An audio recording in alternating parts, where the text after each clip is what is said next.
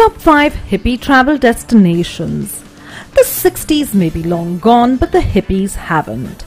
They still congregate in few corners of the world, practicing the ideals which they believe in.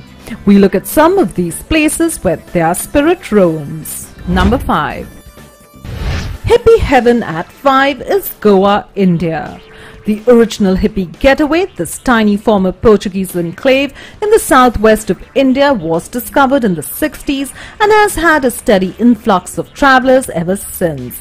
Goa is still one of the few places where old hippies assemble, soaking up the sun and the heady amalgamation of cultures. It's also the birthplace of Goa trance, and the beaches of Anjuna and Vagator are often the setting for all the night raves. A visit will reaffirm the fact that old hippies don't die. They just pack their bags and go to Goa. Number 4.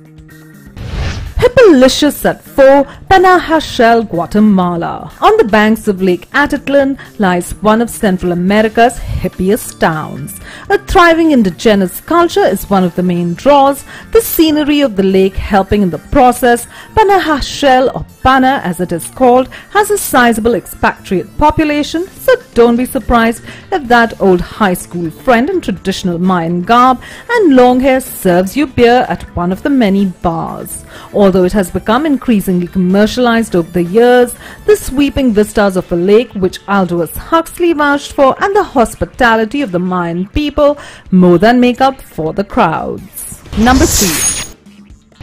Exotic hippie destination, and number 3 is Chefchaouen, Morocco. With a name as exotic as that, it's no wonder that hippies have found this place captivating. Luckily for them, it has lived up to the aura it so easily creates.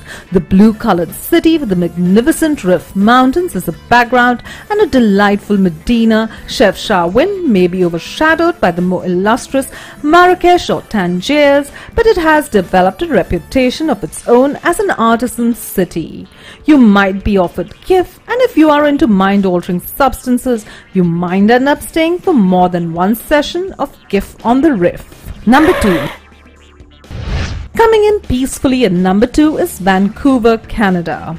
San Francisco may receive all the attention when it comes to the hippie movement, but Vancouver has many charms. Besides a city with some of the most liberal marijuana policies and a distinctly multicultural vibe deserves to be on the list. There is lots of nostalgia here about the 1970s, and it is readily apparent in the groovy Kitsilano district where tie-dye is ubiquitous and old hippies with long hairs and ponchos still wander about the streets. It's also the birthplace of Greenpeace.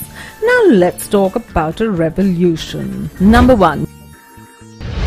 And if you are a true hippie at heart, then the one place to visit is Kathmandu, Nepal, which is the number 1. The final destination on the hippie trail, Kathmandu, was the tired traveler's dream. Hippies converged to this magical kingdom from around the world, attracted by the seemingly arduous travel it took to get there and the relatively negligible cost of living. Things have changed since the 60s, but Freak Street still remains the allure that so many travelers have come to relish. Hashish can be found in copious amounts, and the Himalayas will give you company. In every sense, you'll be high.